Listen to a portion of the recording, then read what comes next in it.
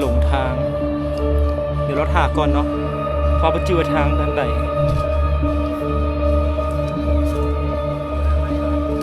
โอ้เลยเอาลงซ่องกันนะอันนี้มันคลิปยาวตอนนี้กำลังซอกหาเป็นทางไปก็ว่าบุ้งเป็นทางใดเนาะขอด้านเม็ดทางไม้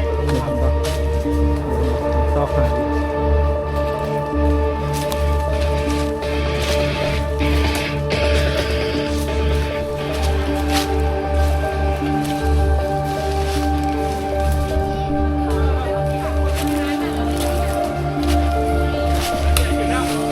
ได้ละ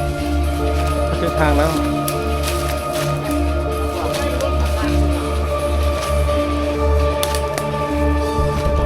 จะมีความเสี่ยงหลงขามาขาบลึงบนสำนานทางเพราะแน่จะเป็นทางนี้เลยเนาะวันนี้สิไปต่อ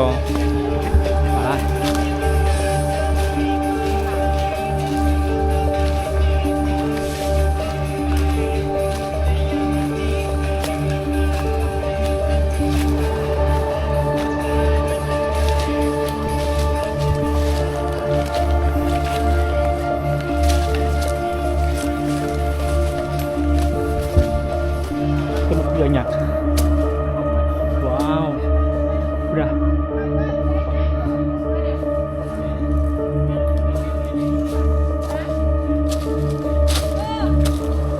กุกกระดาวหรือกุกสะดาวพันปีนะโค่นเลย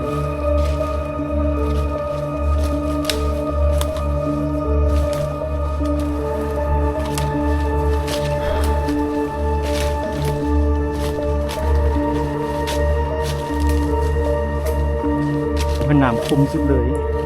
เป็นพักที่ฮอตปลาแปลกคูเก้านางมันค่อนข้างคมสุดต้องระมัดระวังหน่อยนึง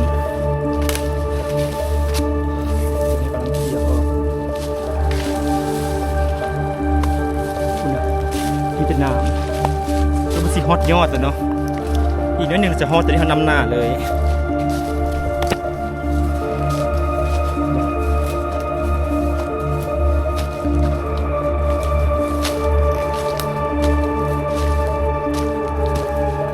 อันนี้ลักษณะคือที่ข้าจะมีฟันเลยเนาะ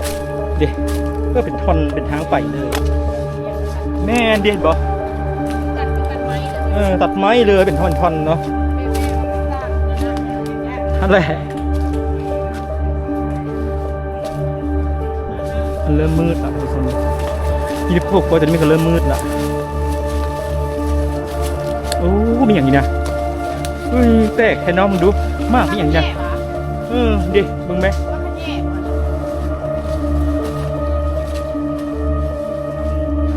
มันบ่าก็แต่หาประจับสนะพอดีเลยเนาะ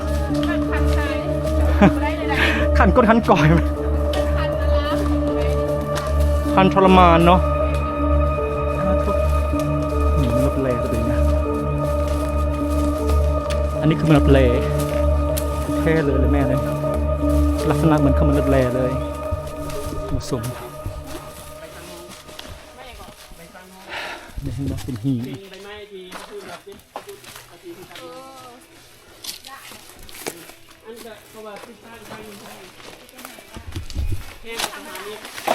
โอ้ยโจย